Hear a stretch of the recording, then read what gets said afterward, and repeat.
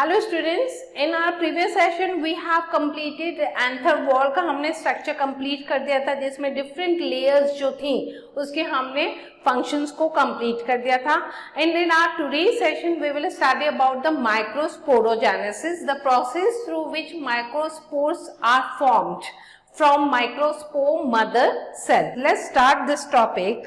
जब हम माइक्रोस्पोरोजेनेसिस की बात करते हैं तो ये हो गया formation of microspore which is known as microsporogenesis. Clear? इसमें किसका फॉर्मेशन होगा? Pollen grains. सो जो इमैच्योर पॉलन ग्रेन्स हैं they are known as microspores.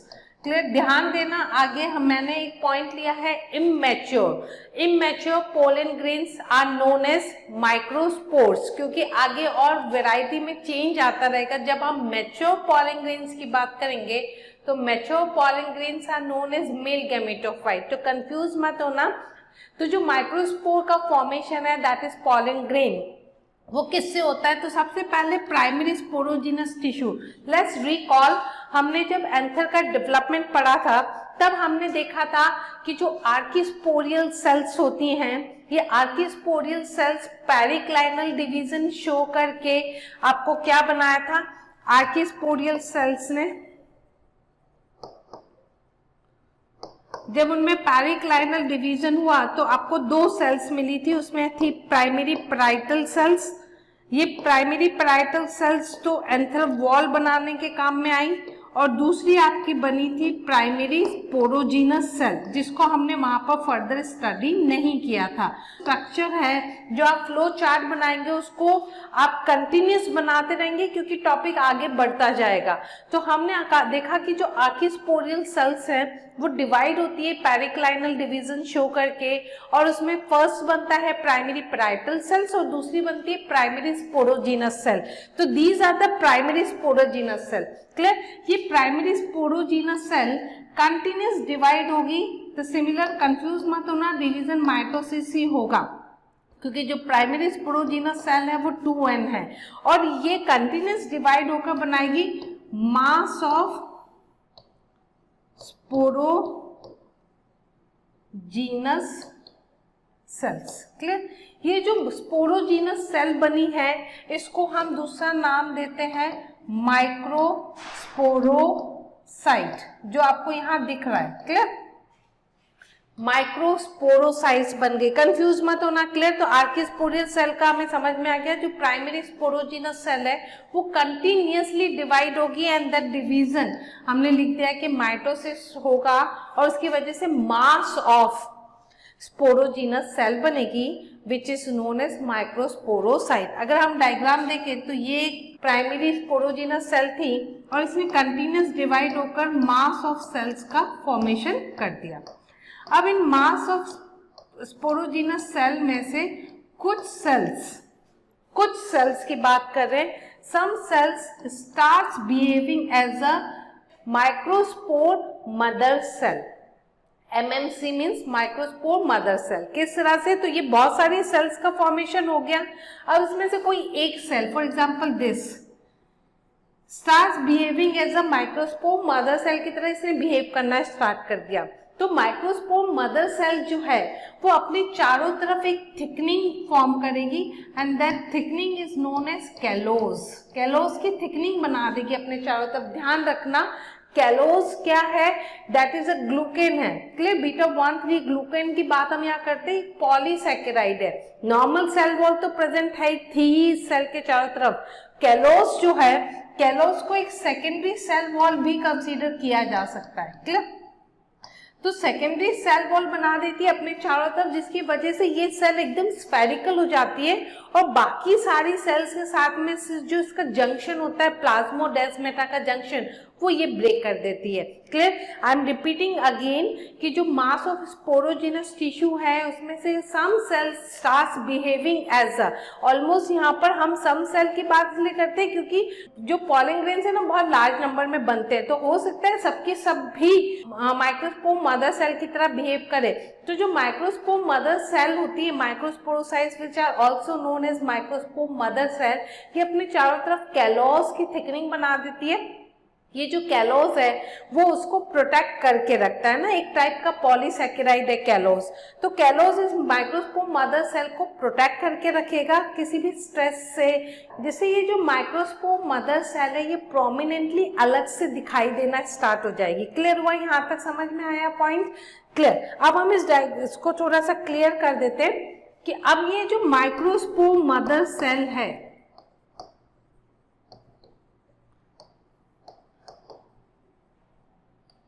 Which is also known as, जैसे हमने नाम दिया MMC, ये 2N है, डिप्लॉइड सेल है।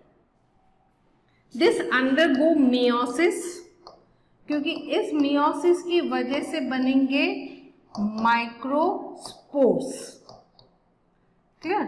तो स्पोर्स का फॉर्मेशन हो रहा है, इसलिए हम इसको बोलते हैं स्पोरिक मियोसिस। ध्यान से समझना इस टर्म को, हमने क्यों इसको स्पोरिक मियोसिस बोला है, क्योंकि स्पोर फॉर्मेशन हो रहा है, स्पोरिक मियोसिस। तो microspore mother cell sporic meiosis perform करके क्या बनाएगी? माइक्रोस्पोर्स बनाएंगी। कितने माइक्रोस्पोर्स बनेंगे? 4 माइक्रोस्पोर्स बनेंगे as a result of meiosis and they will all be haploid होंगे। इसलिए आपको ध्यान रखना, एक क्वेश्चन बनता है कि जो एंथर है उसमें ऑल सेल्स आर डिप्लॉइडी।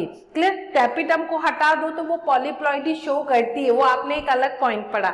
लेकिन नॉर्मल केस में एंथर के अंदर all cells are maximum diploid होती हैं except microspores which are haploid in nature. तो ये क्लियर हो गया आपने। तो जो माइक्रोस्पोर मदर सेल है वो मियोसिस परफॉर्म करके 4 हैप्लॉइड माइक्रोस्पोर्स का फॉर्मेशन करेगी।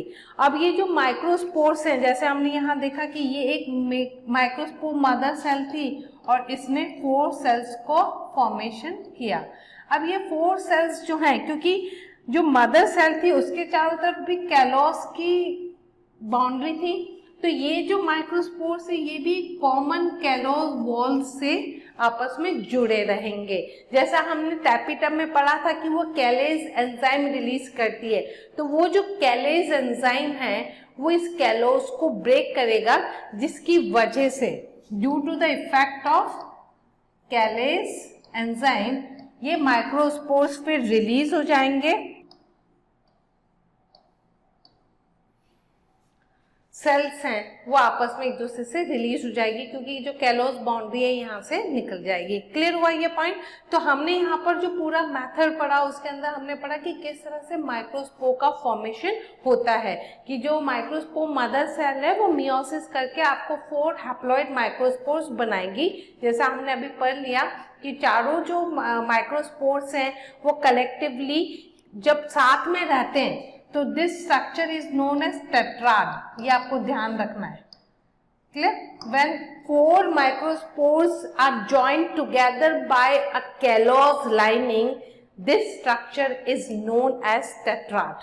क्लियर हुआ ये पॉइंट? तो आपको टॉपिक्स में से बहुत छोटे छोटे क्वेश्चंस मिलेंगे। हम नहीं बोलेंगे कि ये इंपॉर्टेंट है, क्योंकि ऑलमोस्ट इस पूरा का पूरा टॉपिक ही काफी इंपॉर्टेंट है। The whole chapter is highly weightage वाला चैप्टर है, इसलिए इसको बहुत अच्छे से आप समझ के चलना। Clear point? तो यहाँ पर हम ये कंप्लीट करते हैं, हमारा माइक्रोस्पोरोजेनेसिस हुआ। अब हम आगे की तरफ मूव करते हैं। अब पॉइंट ये देखा कि जब पॉलन ग्रेन्स का फॉर्मेशन हो रहा था तो टेट्राड में इनका जो अरेंजमेंट है कि ये किस तरह से टेट्राड में अरेंज है, ये इस बात पे डिपेंड करता है कि इनमें किस टाइप का साइटोकाइनेसिस है। ध्यान रखना, बहुत important point. The arrangement of pollen grain in tetrad is affected by the cytokinesis जो उस मियोसिस में हो रहा है, जिसके थ्रू ये फॉर्म हो रहे हैं। तो यहाँ पर बेसिकली आपके पास में 2 बहुत इंपॉर्टेंट टाइप के टेट्राड का स्ट्रक्चर्स आते हैं जो साइटोकाइनेसिस के टाइप पे डिपेंड करते हैं। अगर साइटोकाइनेसिस साइमल्टेनियस है, साइमल्टेनियस का पॉइंट का मतलब हो गया कि जो साइटोकाइनेसिस है वो eight the end of meiosis होगा, यानी जब मियोसिस 1 भी हो गया, मियोसिस 2 भी हो गया और उसके बाद में साइटोकाइनेसिस हो रहा है। Clear? End of meiosis. Clear? ध्यान रखना, M1 मियोसिस 1 हो गया, देन मियोसिस 2 हो गया, एंड देन आफ्टर अगर साइटोकाइनेसिस होता है तो इस टाइप का जो टेट्राड होते हैं उसको हम बोलते हैं टेट्राहेड्रल टेट्राड। बहुत इंपॉर्टेंट पॉइंट ध्यान रखना, अगर eight the end of meiosis होगा तो जो टेट्राड फॉर्म होगा उस टेट्राड को हम बोलेंगे टेट्राहेड्रल। इसके अंदर जो सेल वॉल का फॉर्मेशन है वो सेंट्रीपिटल होगा, यानी टुवर्ड्स सेंटर की तरफ होगा फ्रॉम पेरीफेरी। तो सेंट्रीपिटल हो गया इसमें सेल वॉल का फॉर्मेशन।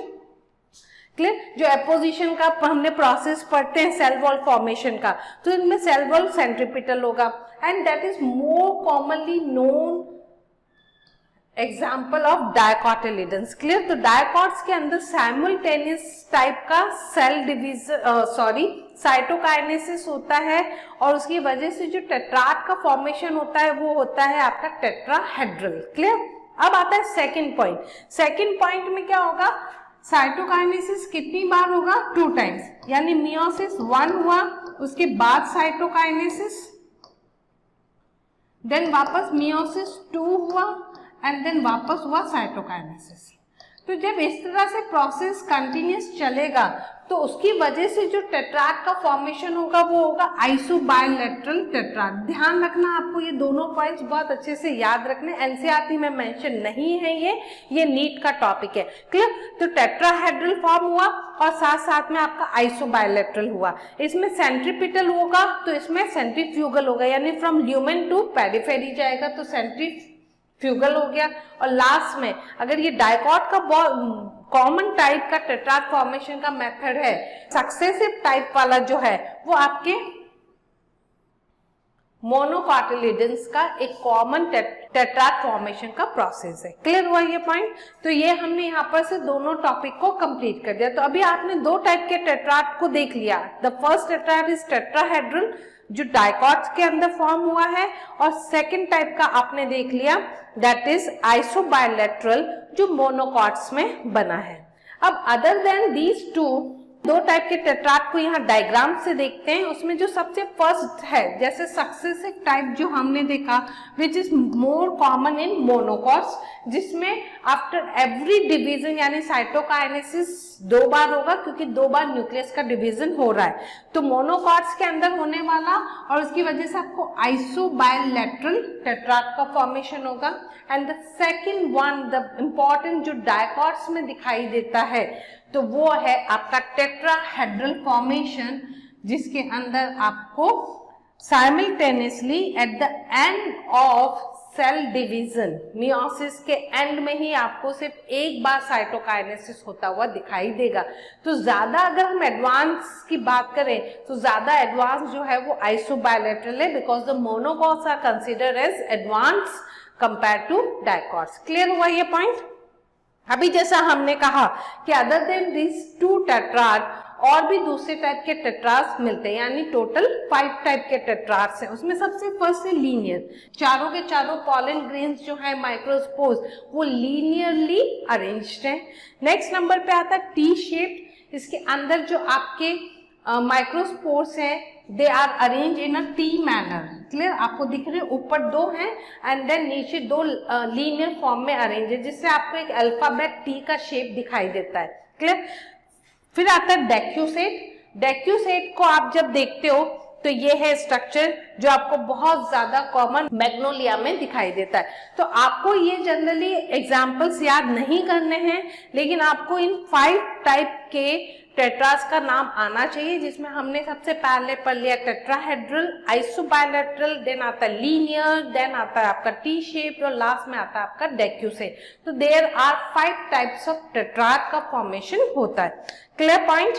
अब आ रहा है नेक्स्ट स्पेशल पॉइंट जिसको आपको बहुत अच्छे से ध्यान रखना, और ये कॉम्पिटिटिव पॉइंट ऑफ व्यू से बहुत इंपॉर्टेंट क्वेश्चन है और यहाँ पर आपको डायग्राम्स भी याद रखने हैं। क्लियर? अब सबसे फर्स्ट आ गया कंपाउंड पॉलेंस।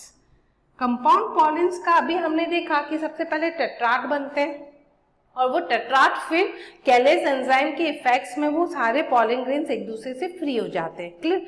लेकिन अगर ये फ्री ना हो तो ऐसे स्ट्रक्चर्स को बोलते हैं when 4 pollen grains do not separate, तो आपको जो स्ट्रक्चर मिलता है that is known as compound pollen grains. Clear? फिर यहां से हम इसी में एक इंपॉर्टेंट पॉइंट ऐड करते हैं, मिमोसा।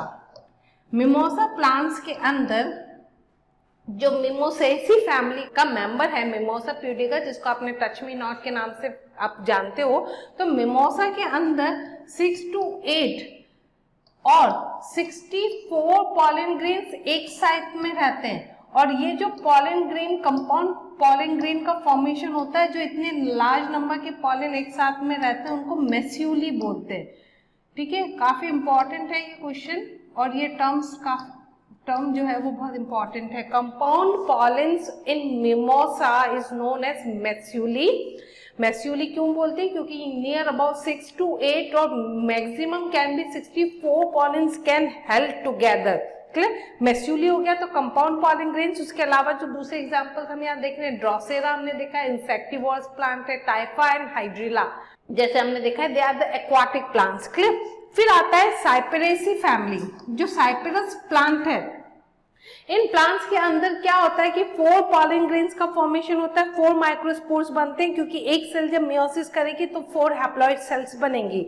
अब इन 4 हैप्लॉइड सेल में से 3 जो सेल्स होती हैं वो डीजनरेट हो जाती है और सिर्फ एक ही माइक्रोस्पोर सरवाइव करता है। यानी यहाँ पर आप देखेंगे कि जो मियोसिस है, 1 मियोसिस से आपको कितना पॉलन मिलेगा? 1 ही मिलेगा, बिकॉज जो 3 है वो यहाँ पर डीजनरेट हो गए। क्लियर हुआ पॉइंट? तो साइप्रस में पूछा जाता है, साइप्रस के अंदर सिर्फ 1 मियोसिस यानी 1 microspore mother cell will produce only 1 microspores.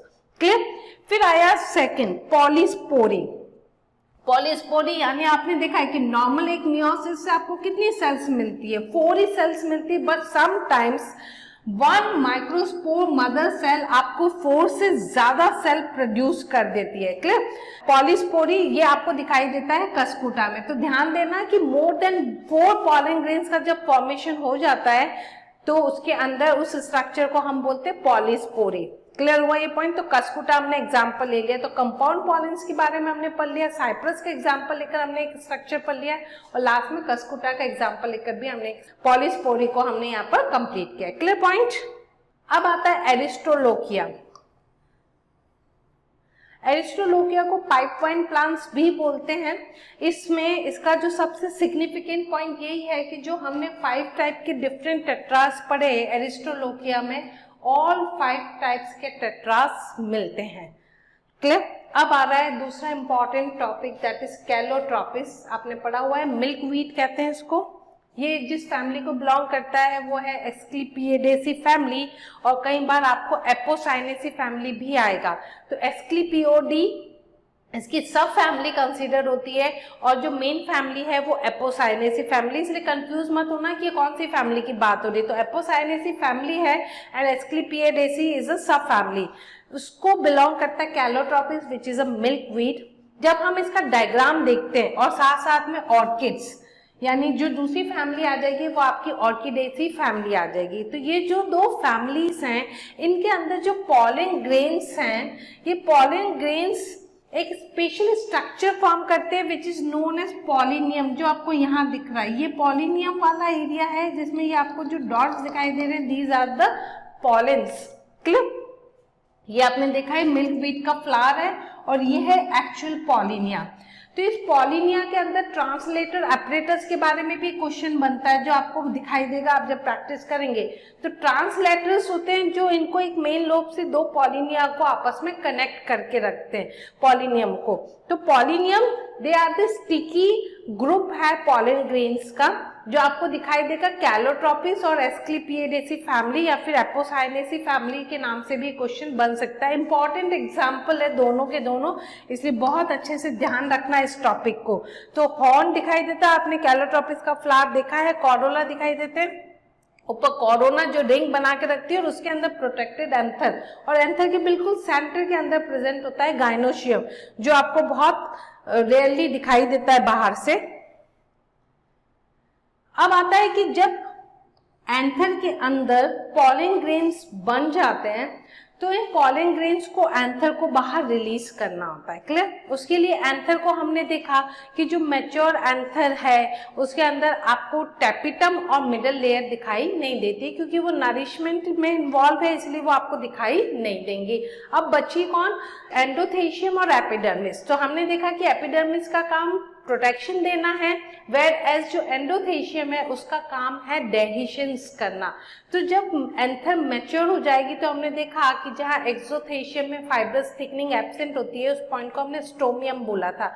तो स्टोमियम वाले पॉइंट से एंथर बर्स्ट होगी और वो पॉलेंस को रिलीज करेगी। तो बेसिकली हम 4 टाइप्स के एंथर डेहिशंस की बात करते हैं। लॉन्गिट्यूडिनल की बात करें तो इस तरह से एक लॉन्गिट्यूडिनल स्लिट डेवलप होगी और पॉलन ग्रेन्स रिलीज हो जाएंगे जो आपको कॉमनली दिखाई देता है धतूरा में। फिर आता है ट्रांसवर्स स्लिट जो आपको इस तरह से दिखाई दे रहा है। ट्रांसवर्स स्लिट की वजह से एंथर बर्स्ट होती है और पॉलेंस को रिलीज करती है। This a common example seen in Ocimum यानी तुलसी में आपको देखने को मिलता है।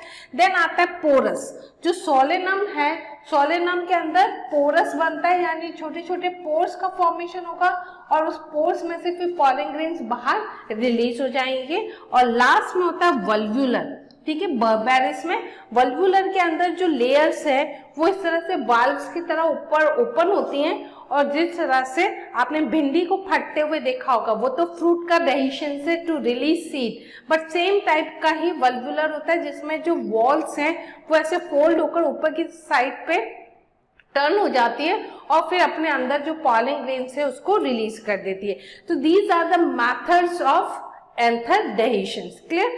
तो दैट्स ऑल अबाउट, हमने माइक्रोस्पोरोजेनेसिस के बारे में पढ़ा और कुछ स्पेशल पॉइंट्स को हमने यहाँ डिस्कस किया। All are very important, so make sure आपके नोट्स में सारे एग्जाम्पल्स विद डायग्राम होने चाहिए। Clear? Thank you so much.